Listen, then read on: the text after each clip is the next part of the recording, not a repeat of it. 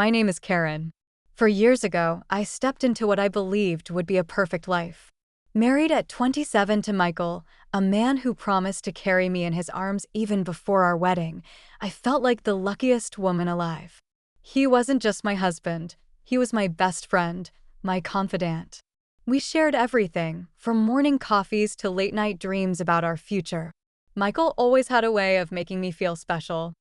I remember our first anniversary. He recreated our first date, down to the same table at the quaint Italian restaurant where we'd first realized we were meant for each other. It wasn't just about grand gestures. It was the little things, the way he'd brush the hair from my face, the soft kisses he'd plant on my forehead when he thought I was asleep. Our life together was bliss, filled with laughter and love. We lived in a beautiful house, spacious and filled with light, our haven, a place where we planned to raise a family. My job as a fitness trainer at a popular gym brought me joy and fulfillment, and Michael was thriving in his career.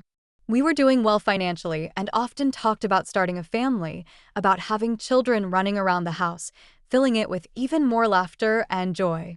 Evelyn, Michael's mother, was a strong presence in our lives. From the first time I met her, she showered me with compliments. "You're stunning, Karen, just like a Hollywood actress from the 50s, she'd said, her eyes sparkling with genuine fondness. She often spoke about how beautiful our children would be, combining my looks with Michael's charm. Her approval meant the world to me. But then, one ordinary evening, everything changed. I was driving home from the gym, my mind buzzing with plans for the weekend. Michael and I had planned a small getaway, just the two of us, a chance to reconnect and talk more about our future, about finally starting that family we'd always wanted. As I approached an intersection, a song we both loved started playing on the radio. I smiled, turning up the volume, lost in the moment. That's when it happened. Out of nowhere, a car ran a red light and slammed into my side. The impact was deafening, a cacophony of crunching metal and shattering glass. My head whipped to the side, and pain erupted across my face and body. The world spun wildly, a blur of lights and sounds, and then, as quickly as it had all started, everything plunged into silence and darkness. Waking up in the hospital was like emerging into a world I no longer recognized. My body was a patchwork of aches and bandages. The first few days were a blur of doctors, painkillers, and Michael's face, etched with worry. He sat beside me, holding my hand.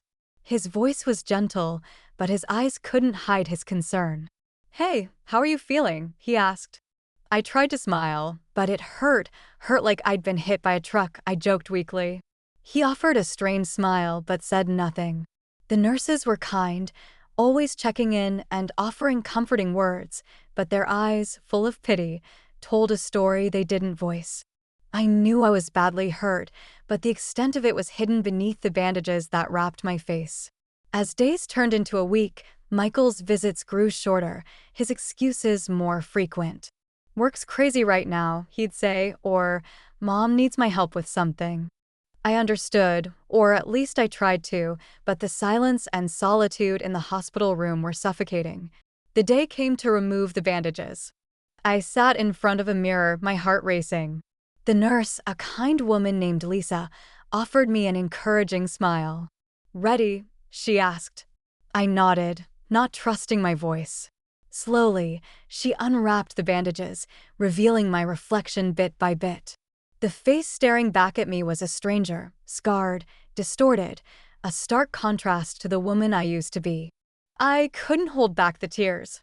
Lisa put a comforting hand on my shoulder. "It's still early days. Healing takes time," she said softly. I barely heard her. My thoughts were consumed by fear. What would Michael think? What would everyone think? I was no longer the woman he'd married. Michael's next visit was the hardest.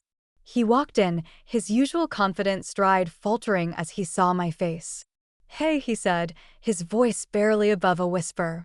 I looked away, unable to meet his eyes. "It's bad, isn't it?" I asked, my voice trembling. Michael paused, struggling to find the right words. It's not that bad. You're still you." But the way he said it, the way he couldn't quite look at me, spoke volumes. I lay there, feeling a chasm growing between us. The man who had promised to carry me through life seemed lost, unsure of how to bridge the gap that my scars had created. Later, I overheard him on the phone. His words, meant to be private, cut through me like a knife. "I don't know, Mom. She became ugly. It's hard to look at her," he said, and there was something like disgust in his voice. I lay in bed, staring at the ceiling, tears streaming down my face. I felt betrayed, not just by his words, but by the realization that his love had conditions I was no longer able to meet. I mourned for my lost beauty, for the love I thought was unconditional, and for the future that now seemed like a distant dream. Returning home was supposed to be a relief, a step towards normalcy, but as I crossed the threshold of the house that once symbolized love and warmth, I felt a suffocating atmosphere of hostility, hidden hints, and disgust. The first few days, Michael was quiet, almost tiptoeing around me. Our conversations were strained and filled with awkward silences. I tried to bridge the gap, to reach out to him, but it felt like talking to a wall. One evening, as I sat on the couch trying to read, Michael walked in. He glanced at me, then quickly looked away. "How was your day?" I asked, hoping to start some kind of conversation. He shrugged, keeping his eyes fixed on the TV. "It was okay. Busy." I nodded, feeling a knot in my stomach. "I was thinking maybe this weekend we could go out, just to get some fresh air." Michael hesitated, then said, "I don't think it's a good idea. Maybe you should rest more." His words stung. It wasn't about resting. It was about not wanting to be seen with me. Evelyn's visits were even more difficult. She would come, her face twisted in a poorly disguised grimace as she looked at me. Her words were polite, but her eyes were cold. One day, she sat across from me, her gaze wandering everywhere but my face. "It's such a shame what happened," she said, a tinge of something like disgust in her voice. I clenched my fists, trying to maintain my composure. "Yes, it is," I replied, my voice steady despite the turmoil inside. Evelyn sighed, tapping her fingers on the table. "Well, we must all move on, right? Life doesn't stop." Her words, meant to be comforting, felt more like an attempt to avoid a difficult conversation. Then came the night that broke me. I woke up to the sound of Michael's voice. He was on the phone, his words slurred. Curiosity got the better of me, and I crept closer to the door. "I can't do this anymore, Mom. She's a different person, a monster." "I don't even recognize her," he slurred, his voice heavy with drink. I stood there, frozen, as his words echoed in my head. I was the same person, wasn't I? But to him, I was a stranger, a monster, someone he no longer loved or desired. I returned to bed, but sleep eluded me. The darkness of the room felt suffocating, a physical embodiment of the loneliness that had enveloped my life. Lying there, I realized that the home I once cherished no longer existed. It was just a house now, a place where I lived but no longer belonged. The changes in our home were like a slow, creeping fog, gradually obscuring the warmth and love that once filled it. Michael began coming home late, the smell of alcohol clinging to him like a second skin. His eyes, once so full of affection, now often glinted with irritation and something darker. One night, he staggered in, his steps unsteady. I sat up, concerned. "Michael, you're home late. Is everything okay?" He sneered, his words slurred. "Oh, now you care? You spend all day hiding in this house, and now you pretend to care about me." I flinched, stung by his words. "Michael, you're drunk. Let's talk about this in the morning." He laughed bitterly, a sound that sent shivers down my spine. "What's there to talk about? Look at you. Look at us." I retreated to our room, tears stinging my eyes. The next day, I called Evelyn, hoping for some understanding and some support. "He's drinking a lot, coming home late, and he's mean," I told her, my voice breaking. Evelyn's response was curt, dismissive. "It's normal, dear. Men do these things. He's just stressed, that's all." Her words were like a cold splash of water. I realized then that I was alone in this, that my pain and my struggles were mine to bear. The worst night came without warning. I woke up to bright flashes of light, blinking away sleep. I saw Michael standing over me with his phone, taking pictures. His face was twisted in a drunken smirk. "What are you doing?" I asked, confusion and fear mingling in my voice. He laughed, a cruel, harsh sound. "I'm sending your photos to Hollywood. Maybe you can star in horror films now, no makeup needed." His words cut through me like a knife. I lay there, frozen, as he continued to snap pictures, each click of the camera shutters a punctuation mark to my humiliation. After he left, I turned my face into the pillow, my body racked with sobs. The tears came in torrents for the man I had lost, for the love that had turned to cruelty, and for the life that seemed to be slipping through my fingers. Humiliated by Michael's cruel remarks and feeling increasingly alienated, I started wearing a mask at home, a plain white mask, hiding the scars that had become the focus of my existence. It was a small shield against the pain, a barrier between me and the world that had turned so cold. As I adjusted the mask one morning, looking at the blank face staring back at me in the mirror, my phone rang, cutting through the silence of the room. An unknown number flashed on the screen, and with a hesitant hand, I answered. "Hello? Is this Mrs. Johnson?" The voice was unfamiliar, cautious yet sincere. "Yes, it's me. Who's this?" I replied, curiosity piqued. "My name is John." I was the father of the young man in your accident," he said, his voice laced with regret. A mix of emotions washed over me. "Oh, I see," I managed to say, my voice barely above a whisper. John paused before continuing. "I can't express how sorry I am for what happened. My son was troubled, and what he did was unforgivable. I want to do something to help, to make amends." His words, unexpected and heavy with sorrow, left me momentarily speechless. "How can you help?" I asked, skepticism mingling with a faint spark of hope. "I'd like to meet and discuss it in person. Would that be okay?" John's request was earnest, almost pleading. After a moment of hesitation, I agreed to meet him. Sitting across from John in a cafe, his eyes filled with remorse, I listened as he spoke. "Karen, I want to offer financial support for any surgeries or treatments that might help you," he said, his voice steady but filled with emotion. The offer was both overwhelming and tempting. I need to think about it," I replied, my mind racing with possibilities. I kept the meeting and the offer a secret from Michael and Evelyn. Their reactions, I feared, would only add to my confusion and pain. After days of internal debate, I decided to accept John's offer.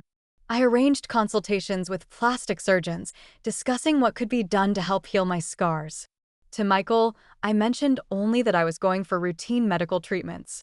He didn't ask for details, and I didn't volunteer any. His indifference was a stark contrast to the storm of emotions raging inside me. On the day of the surgery, as I lay on the operating table, the mask was removed, and for a moment, I faced my scars unflinchingly. Closing my eyes, I allowed myself to dream, to hope for a future where the woman in the mirror would be someone I recognized, someone whole. Weeks turned into months since the surgery, and with each passing day, my face healed slowly, returning to what it once was. But I kept this transformation hidden under my mask, a secret held close to my chest. Michael, lost in his world, didn't seem to notice or care. The day I returned home from my final follow-up appointment, the mask firmly in place, I braced myself. Michael and Evelyn were there, their expressions clouded with disdain as I walked in. The air was thick with unspoken contempt, a familiar yet unwelcome presence in what used to be our home. Michael's eyes met mine briefly before he looked away, his lips curling into a sneer. "Look at you, hiding behind that mask. Can't even face the world," he muttered. I remained silent. The mask was my armor against his words. Without warning, he thrust a stack of papers towards me. They fluttered to the ground, divorce papers, a stark symbol of our failed marriage. "I'm done with this farce," he spat out. "Sign these and let's end it." I felt a cold calm settle over me. Picking up the papers, I signed them without a word, my pen steady, my resolve firmer than ever. Evelyn, standing nearby, scoffed. "Good riddance. We don't need an ugly reminder of your failure in our lives." Her words, meant to wound, barely grazed me. I had grown beyond their reach. With a small smile playing on my lips, I reached up and removed my mask, revealing my face, almost as it was before the accident. The shock on Michael's and Evelyn's faces was a picture I'd remember forever. Michael's eyes widened, his mouth opening and closing like a fish out of water. Evelyn's hand flew to her mouth, her earlier poise crumbling. But how? Michael stammered, taking a step towards me. I looked at him, my smile growing. You were too busy wallowing in your misery to notice me, to see the person you vowed to love in sickness and in health. Michael's face crumbled, his earlier bravado fading. Please, let's start over. We can forget all this happened. I laughed, not out of joy, but because of the absurdity of his words. Forget? No, Michael. I won't forget how you treated me, how you made me feel. I'm leaving, but not because you or your mother want me to. I'm leaving for me. I gathered my bag, my signed divorce papers in hand, and walked past them, out of the house that was no longer a home. Their shocked faces were the last image I took with me, a reminder of how far I had come and the new life that awaited me. Starting over wasn't easy, but it was necessary. I moved into a small apartment, a space that was mine alone. It was here, among unpacked boxes and bare walls, that I began to rebuild my life. Returning to work at the fitness center was a big step. The familiar smell of the gym, the sound of weights clinking, it was comforting. My colleagues welcomed me back with open arms. Their smiles were genuine and warm. Hey, Karen, you're back. We missed you around here, said Lisa, one of the trainers. I smiled, feeling a sense of belonging. It's good to be back. I've missed this place. As I resumed training sessions, I felt a renewed sense of purpose. With each class I taught, I grew stronger, not just physically, but emotionally too. I was finding myself again, rediscovering the woman who loved her job and who took pride in her strength. One day, after a particularly grueling session, I sat down on a bench, catching my breath. That's when John walked in. I hadn't seen him since our meeting at the cafe months ago. Hello, he said, a tentative smile on his face. I was in the neighborhood and thought I'd stop by. How are you? I stood up, surprised but pleased to see him. I'm doing well, thank you. It's good to see you, John. We talked for a while about mundane things at first, the weather, the gym, then the conversation shifted to more personal topics. I never got the chance to thank you properly, I said, my voice sincere. Your help, it changed everything for me. John's smile was warm. I'm just glad I could do something to make amends. You've come a long way. He hesitated for a moment before continuing. I was wondering if maybe you'd like to grab a coffee sometime? No pressure, just as friends. The invitation caught me off guard, but it was a pleasant surprise. I'd like that, I replied, a genuine smile spreading across my face. As I watched him leave the gym, I felt a flutter of excitement, a feeling I hadn't experienced in a long time. It was the beginning of something new, a chance to explore life from a fresh perspective. That night, as I lay in bed in my new apartment, I thought about the twists and turns my life had taken. There was still pain and healing ahead, but there was also hope for a future that was mine to shape. The dawn of a new day was breaking, and I was ready to meet it head-on. The journey of life, I've come to realize, is never a straight path. It twists and turns, bringing challenges and surprises along the way. Since my divorce, I've been rediscovering who I am, but not without unexpected obstacles. Michael, unable to accept the end of our marriage, began reaching out, trying to rekindle what we once had. His persistence, a stark contrast to his earlier indifference, forced me to seek legal means to ensure my peace. It was a difficult decision, but necessary for my well-being. The day I stood in court, asking for a restraining order, I felt a mix of sadness and determination. Sadness for what our relationship had become, and determination to protect my newfound independence. Meanwhile, my relationship with John was blossoming into something beautiful and profound. He was a constant source of support and understanding. On one of our dates, as we walked along a riverbank under the stars, he turned to me and said something that stayed with me. You know, you are always beautiful, even with your scars. It's just that not everyone can look past the surface. Not everyone can see into the soul. I looked at him, touched by his words. Thank, thank you, John. That means more to me than you can imagine. He smiled, his eyes reflecting the starlight. It's the truth, and I'm grateful for every part of you.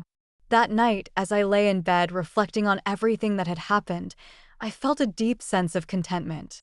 My journey had been fraught with pain and heartache, but it had also led me to a place of self-acceptance and love. I realized then that the most profound form of love isn't about how we look or what we have. It's about being loved for our soul, for the essence of who we are. John saw me for me, scars and all, and cherished what he saw. Life had come full circle, but in a way I hadn't anticipated. I had lost a life I thought was perfect, only to find a deeper, more meaningful existence. I had learned to love myself and found someone who loved me for the person I had become. As I drifted off to sleep, I felt a sense of gratitude. Gratitude for the lessons learned, for the strength gained, and for the love that had found its way into my life. I had emerged from the shadows of my past, stepping into a future bright with promise and hope.